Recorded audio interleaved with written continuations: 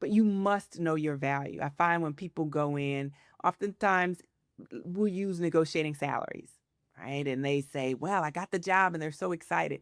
But they forget all of those years of experience, all of those successes that they've had, and they just sort of shrink a bit and think, wow, how much are they willing to pay me? But yet they know that they'd like to negotiate. Well, the first thing you got to do is trust yourself, know your value. Do you want to be better with money but dread the math? I get it. That's why this show is not focused on math, the markets, meme stocks, or even economic predictions.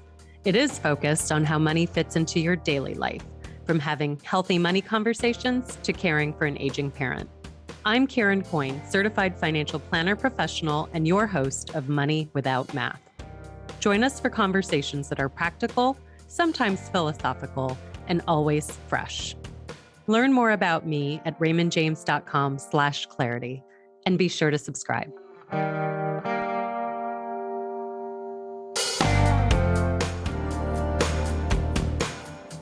You negotiate more than you realize. And not just at work, but at home, with your friends, your family, maybe even with your boundaries, hopefully. The thing is, most of us are doing it without intention. Today on Money Without Math, we're talking about how to negotiate better, and not necessarily louder, not more aggressively. Negotiation isn't about winning arguments. It's about advocating for your value. Joining us is Ranieka Weston, a leadership coach and consultant. We'll discuss how to improve this skill and how to shift the way you show up in conversations that shape not just your income and your career, but your everyday life. Ranieka is the founder of Your Next Thought, where she specializes in executive coaching and HR consulting. She's a speaker and a champion and advocate for the underrepresented. Welcome, Ranieka. Yes. Thank you so much for having me. Such a pleasure Yes, to be here. thank you. And you're not too far from me in Maryland. That's right. That's right. Great old Anne Arundel County. I am in Crofton, Maryland. I always tell people I'm equidistant between Annapolis, Baltimore, and DC. So like the perfect little triangle It's a right great area. there. We definitely need to catch up the next time I'm out that way. So today we are going to talk about negotiation, which I think for a lot of people, when they hear this word, they think about, like art of the deal, something very uh argumentative, very conflict oriented, and may not realize that negotiating is actually something that we do quite regularly in our everyday lives. Would you agree with that? I would. And sometimes it's not even with someone else, it's with ourselves. Oh, So it's not just the external negotiation that I talk about, but also the internal negotiation. Yeah. oh, yeah. Just happened to be last night. It was a piece of cake. And I kept saying, well, if I eat the cake, then that means that I probably shouldn't have this, then like no starches for dinner, right? So I'm in my mind thinking, well, if I do this, then I can't do that. So it's a constant negotiation. Oh my gosh. Yeah. So that's negotiating, right? Oh my goodness. Yes. What do you think when people think about negotiating being conflict Mhm. oriented, again, thinking like art of the deal, that type of really just heavy conflict. What would you say to someone who has that perception of negotiating?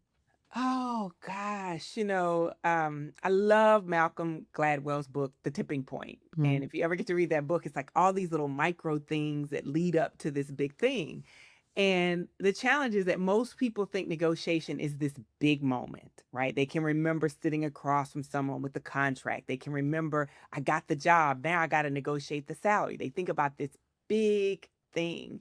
But negotiation is not that. It's actually happening in the smallest of moments in everyday life. And I always ask people, are you showing up in these moments intentionally? Right. Mm. And so if you stop thinking about it like this big thing that you've got to prepare for, and there are these small things that you do like reps, it's kind of like summer's coming up And mama wants to be able to wear shirts without sleeves so we don't have these like chicken wings, right? I can't just in the moment think I'm going to this outdoor concert and all of a sudden I'm going to wear this shirt and arms look great. No, I got to do these small little reps if in fact I want to make sure that I look a certain way. And the same thing with negotiation. We got to do these small little reps to prepare for what might be a big moment, or we may never have that big moment, but there's always these small things versus that one big moment of negotiation. Yes. Okay, so let's dig into that a little bit. Are there Tomorrow? some No, I'm just specific kidding. things that will, oh, yes, that too. I have been slacking on my strength training big time.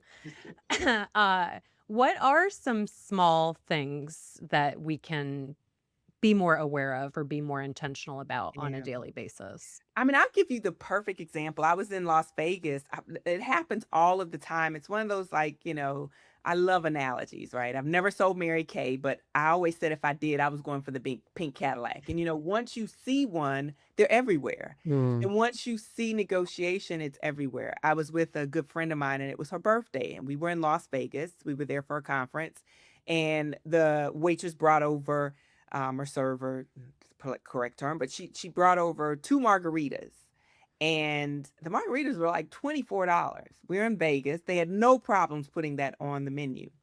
And I tasted the margarita and I was like, oh, this is really good. And my girlfriend says to me, so much ice in here. And it was a lot of ice, right?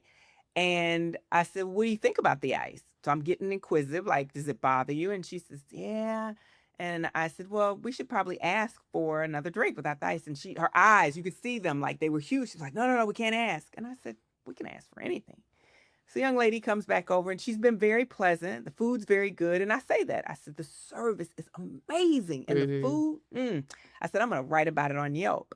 I said, but this ice, it just seems to just overtake this drink. I said, and I could tell the bartender put a lot of love in this, but we can't even really taste how great this pineapple colada margarita is because of all the ice. And so and I said, I don't know if you could make the decision or who would be the person to make the decision. I said, but I'd like to talk to someone about how we can make this better. And she says, oh, I'll go get the manager. Off she goes. Off the manager comes back. And I don't know if you've ever asked for a change at a restaurant, but a lot of times we're like, we shrink, right? Because we don't want a problem. We don't want any secret sauce in our food in the back, right? I didn't shrink. I shared the same thing. And I said, this place is amazing. But maybe it was just a little bit too much ice. Maybe the bartender was looking at something else.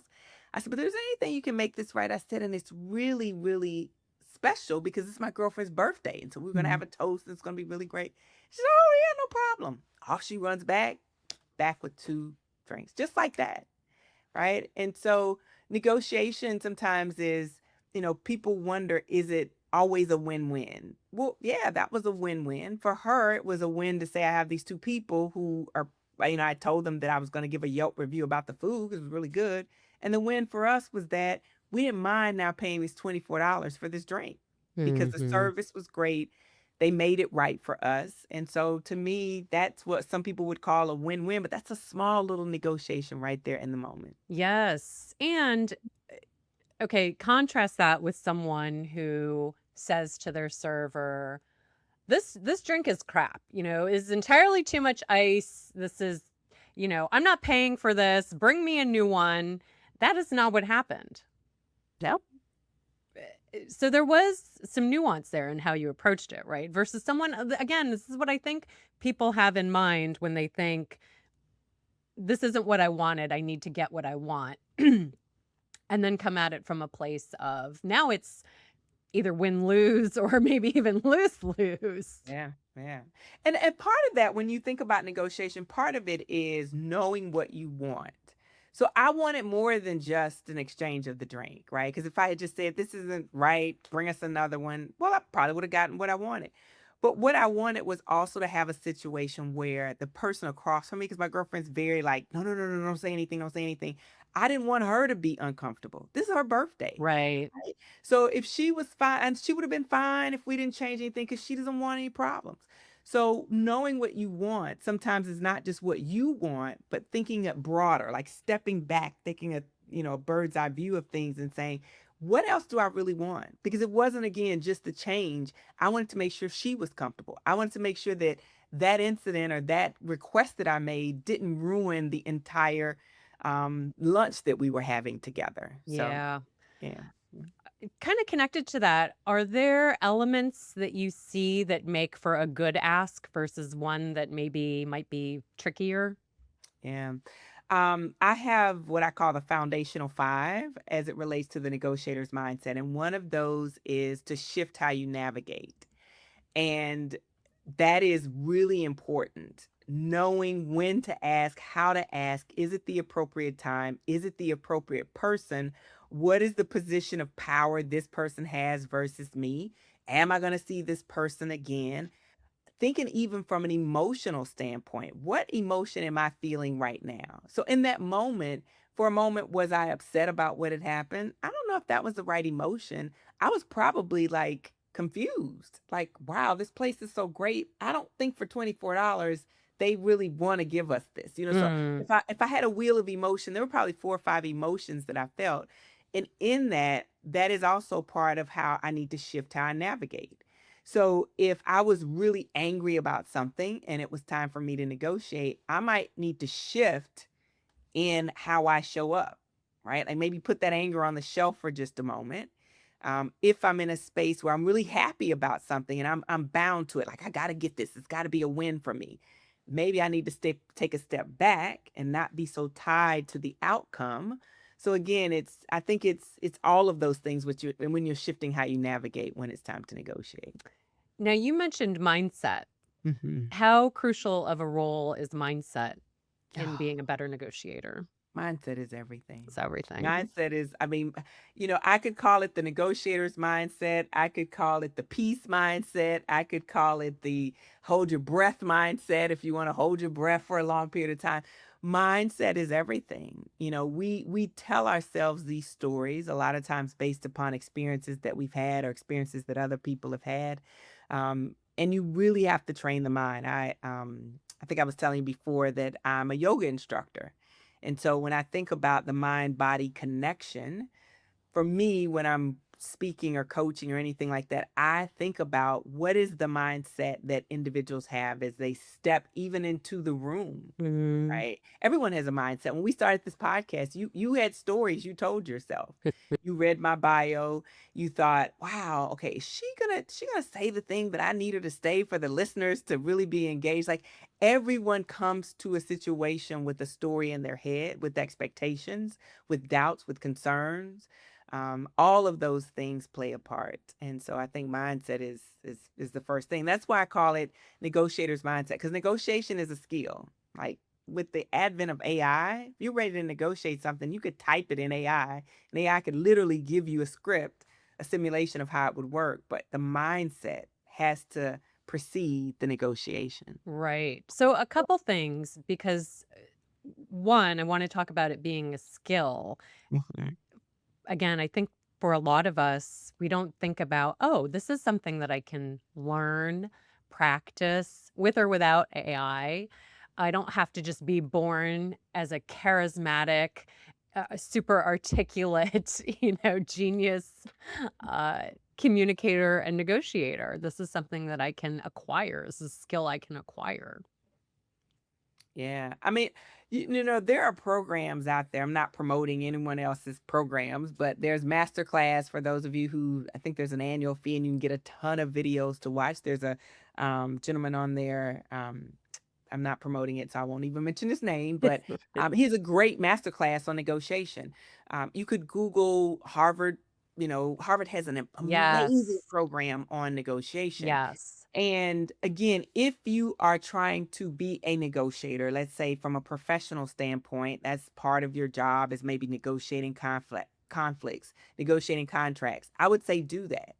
But I think they're basic skills that each of us could take on without investing any money.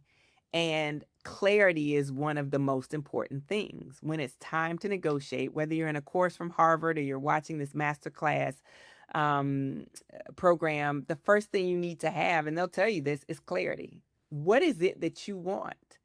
A lot of times we go into negotiations and we don't even know what we want. And by the time we've negotiated something or we've asked for something and we look at it, we're like, this isn't even what I wanted. Mm. So clarity is the first thing. The second thing is you got to trust yourself. And that's one of the, I don't use that term with the foundational five. I say know your value, but you must know your value. I find when people go in, oftentimes we'll use negotiating salaries, right? And they say, well, I got the job, and they're so excited. But they forget all of those years of experience, all of those successes that they've had, and they just sort of shrink a bit and think, wow, how much are they willing to pay me? But yet they know that they'd like to negotiate. Well, the first thing you got to do is trust yourself, know your value. Timing is so important, right? Some people, that kids, an old Kenny Rogers song, got to know when to hold them, when Oh, to pull, yeah, the walk away. gambler. You when you're negotiating, you got to sometimes be the gambler. You got to know when the timing is right. If I'm asking for um, an increase in salary in the last 2 years, my organization has not turned a profit, it might not be the right timing. If I have worked on a project and the project has been a success and everybody said, we love you, maybe that's the time that I plant the seeds, because at the end of the year, I'm going to ask for something, right? So I think that it is a skill set, and you can go out, spend a ton of money, and you can be the great negotiator, or you can start with the small things like being a better listener, ensuring that there's clarity, trusting in yourself, thinking about the timing. The list can go on and on, but I think those are the basic things that you can work on to become a better negotiator. Mm. I was thinking my day started with a negotiation with my Mhm. 15-year-old son. No one slept well last night, I think, because it was too warm. Because we have these Mhm. crazy temperatures, and yesterday it Right. was like 80 some degrees, and today is much cooler. But so it's just too warm in the house, and none of us slept. And my son came in the room and said, can I sleep in? I didn't Mhm. sleep well at all today. And probably on another day, if I had time, I would have said, sure, go back to bed. I'll just drive you to school later. But today I didn't, right? I had to get into the office. We had a podcast. And I said, Bud, you know what? I don't think anyone slept well last night, but unfortunately, like, this is my time frame. I think you're just gonna have to rally today. And then I braced for impact because I was expecting him to just, start whining and complaining and find a way to get me to take him to school late because that's what he really wanted. But, he made his ask. I told him the reality of the situation, and he accepted quietly and went on his way, and he did rally. Yeah. But I thought, so many of my mornings as a mother start with these types of negotiations.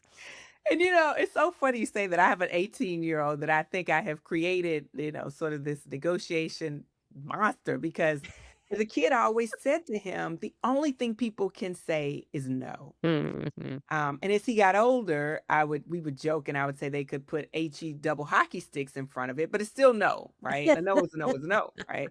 So he just asked for whatever and I think the beauty in what happened, if we could step back with what happened with your son, is that he asked, right? You gave him the space, in your household, to be able to open his mouth and ask. As a kid, I never asked it. I never missed school. I never called my mom at work. I never, never, never, never, never. Never. Never. And, is there something to that? Yes, there's probably a level of discipline that I had. I was able to suck it up and do a lot of things. But there's also a lot of things that as an adult I wouldn't ask for, because I had been conditioned as a child, you don't ask for that. Right. Right? And so the beauty is that he opened his mouth and he asked. So I say celebrate that. That's the last of the foundational five. The other thing is that you took the time to explain something to him, because you could have just said no. But you said, you know what? I didn't sleep well either. And so there's an empathy piece there. There's a connection that he probably made with you to say, because you knew the temperature, right? He knew the temperature. So he understands that mom probably didn't sleep well. We're trying to figure out this thing in the house. It's not time to turn the air conditioning on yet. And to say, I got to go to work. And now the beautiful thing is, when you pick him up from school and when you see him this evening, you can ask him how his day was. And if he says, it was okay, I know he probably didn't get a lot of sleep. So tonight, let's make sure, I don't know what you do. Maybe you go to bed earlier. Maybe you watch a movie with him, maybe whatever it is, but you have an opportunity to circle back to continue to build that connection. Because it's your son and you all are going to be connected. But I think at work, a lot of times when people ask for things and they don't get it, they kind of back away like maybe I did a bad thing. Yes. And as a person who had to say no, maybe you pull them in closer so that they will be more comfortable next time asking again and again and again. I'm glad you called that out because that is something to dig into here. That's you probably see that very commonly in folks that you work with where they do make an ask, Mhm. they don't get what they want, and now they just want to close the door. That's right. But it sounds like what I'm hearing from you is maybe if you're not the person that closed the door, but you're the person that had the door closed, maybe do some reflection. Was it the timing? Definitely. Was it the ask itself? Was it the framing? Would you add anything to that? Yeah, we said that big B word, which is boundaries, right? So maybe it was a boundary. Maybe there was something that you ask of someone that goes against what is okay. Because there's some things that are okay and there's some things that are not okay. Right. I remember I worked for an individual, and if I walked into work on time, but I had to leave 5 minutes later, he could care less. Hmm. It would for him, it was about us being butts in the seat. We were all professionals, right? Director level or higher. But for him, it was butts in the seat by a certain time. And what was okay was for us to have to do other things. What was not okay was for us not to be at work by 8:30. I later found out his concern, was that the CEO, because the CEO would come in and out all of the times, wonderful place to work, but he never wanted us not to be there when the CEO was there. Mm. For him, he just I don't know why. I mean, I think he probably could have gotten over that, but for him, in the morning, he wanted us there. He could explain away why we were not there at other times of the day, but for him, it was difficult for him to explain away why we weren't there by 9 o'clock.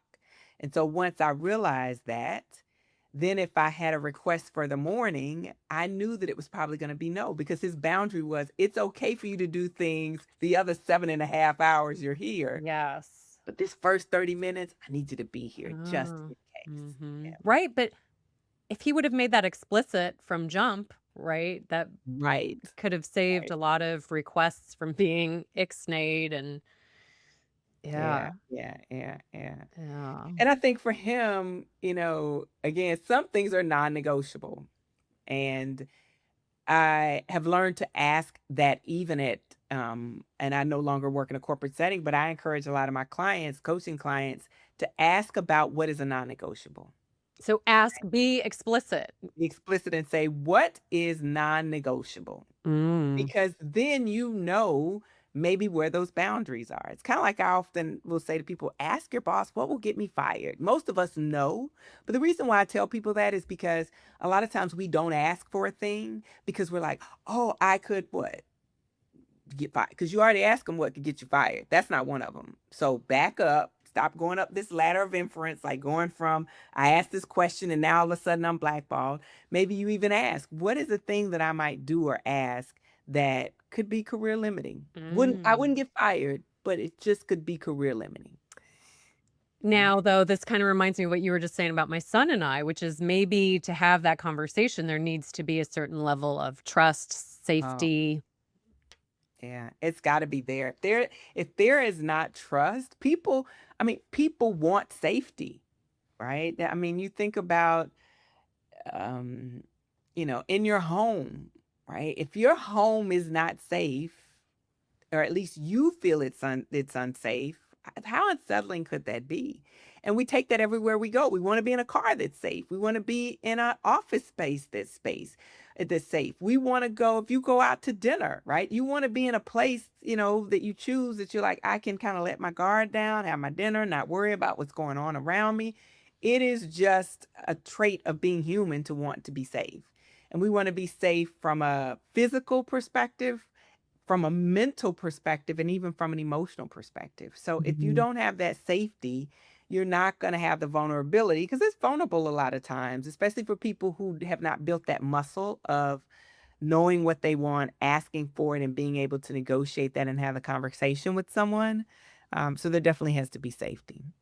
It definitely has to So be safe for building on that, yourself. is there anything, for someone who's listening and they're thinking, "Oh gosh, I really don't ask for nearly as much as I could or maybe need to, and I want to go into this week and practice." What are some small steps that you might recommend that someone, can take this week to maybe start shifting their mindset and getting some reps in? Oh, glad you asked. So it's probably twofold. I think you can ask yourself a couple of questions. One of them, which is really bold, really provocative, which is, what am I no longer willing to tolerate? Oh. Because if it's something you're not willing to tolerate anymore, then you probably need to have a conversation, which might lead into some sort of negotiation. Right. The other question that you might ask yourself is, what is it that I need in order to be able to grow? Grow my business, grow my marriage, grow my relationship with someone else, because that probably will spark a conversation. And from the conversation, there might be something that leads to what we think of as a negotiation. Because I think all conversations are a negotiation. I just do. The other thing is, and I'm going to do a shameless plug, but I have something called the Negotiator's Mindset. It's a calendar, Mm. and you can order it. I use it in my talks. I have a version of it that's literally a 12-month calendar that's front and back. This one has some um, um, daily practices that you can do and different things like that. So I would say to people, you need to get the calendar because that would probably help you to remind you. And then I would also say, after you ask those two questions, so maybe the one that's provocative and the one that's maybe not so provocative, is to start to sit in spaces and say, when have I not shown up for a negotiation? When was it an ask that I wanted to make or something I wanted, whether it be big or small, and I didn't, and what got in the way? And be really honest with yourself. Maybe it was time, it just was wrong timing. Maybe it was I didn't have this relationship with this person. Maybe it was I just was scared to ask. And then go and ask sort of those 5 questions. What about the situation made you afraid to ask? Well, um, the person's always said no. What about this person saying no made you think that your ask would fit right in the same bucket as everyone else's ask?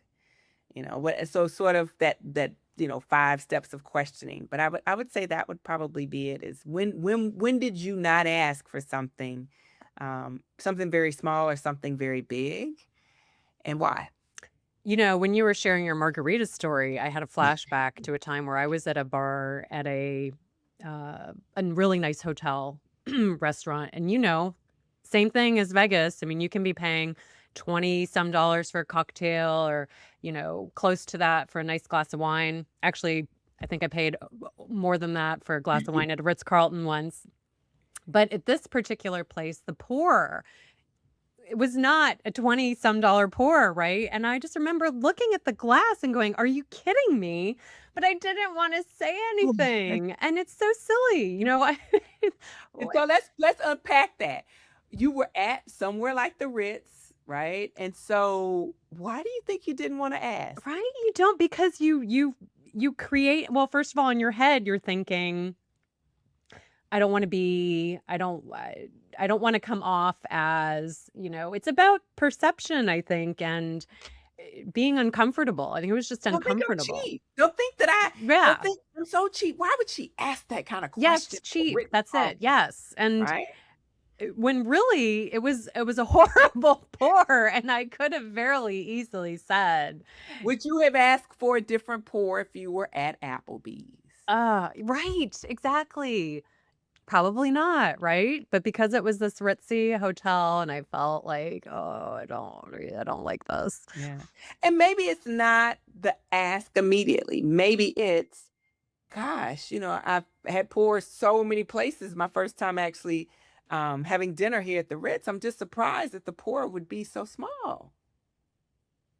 Right? Like, so instead of putting the onus on you, like I'm the person who's cheap, who's asking for a better pour, I'm shocked. What happened here? I'm gonna use that. That's gonna be my own personal takeaway from this show is from now on. I'm surprised it's such a well-esteemed establishment that you consider this a generous pour. Well, I don't, but I don't, And then you can come with the curiosity, and the person, they may say, they may actually measure, whereas other places don't measure. They may say, "Oh, we're so sorry. You're right. This is a small pour." And say, "Thank you so much, guy." And then pay them a compliment when they come back, how great the wine is, or whatever that might be. But yeah, yeah. Yeah, I love that. I'm going to use that. I think, like, normally my MO would be along the lines of what you did with the margarita, which is, "Oh my gosh, this is delicious," and it would really be great if it weren't just half of an ounce of it in my glass. Right. Yeah. I mean, and the thing is, if the pour is small, you're likely not gonna order again. If it's a And generous pour, you might not, but guess what? You tell a friend, "Oh my god, was it the Ritz? And they had such a generous pour," and when you go back, you'll get another, or a friend may get another. So it's sort of a win-win. I know a lot of times people think in the moment, I'm the only one that's winning because I would get the better pour, but it is a win for that establishment as well. yeah, that's a great takeaway.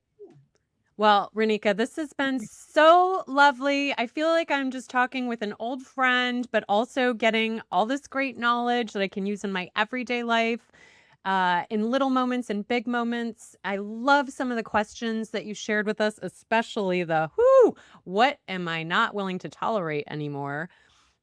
Is there anything we didn't get to today that you wanted to be sure and leave listeners with? And by the way, we'll share show notes in the show notes links to your website, et cetera, so folks can find the calendar and other resources.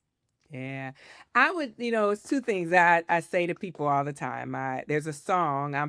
I grew up uh high school years in Chicago. So I love house music. And there's a song, in the song the woman says, "We got to use what we got to get what we want." And so I tell people that all the time. You have all the skills, you have all the resources within you. So use the things you have to get what you want. The second thing I say to people is, most people don't have a confidence issue. Most of the women that I'm around, they don't, and especially men, they don't have a confidence issue. But most of the women I'm around, they don't have a confidence issue. They've got a negotiation problem. So they've got to stop saying, "I'm not confident." That's not it. You just got to think about the principles that I've talked about around negotiation and really step into your own power. Um, and I think that's it. I hope that folks will look. The calendar is like, I mean, it's really a basic thing. Everyone says, "You should write a book. You should write a book." Well, like, I was like, I don't have a book in me. But what I do have is 4 quarters where people can begin to think differently about what they're doing and begin to ask for what they want and take accountability for it. Excellent. And you can guest on more podcasts. So Yeah, that'd be that cool. would be a great way for you to get your message out into the world. Ranika, thank you so much for joining us Thank today. you. It's been lovely. Thank you. All right. Take care. Bye bye. Thanks again for listening. Please follow us on Spotify if you're not already, so you don't miss any future episodes. We'd also love for you to rate the show while you're there. Connect with us on social. Search Karen Coyne CFP on Facebook, LinkedIn, Twitter, and YouTube.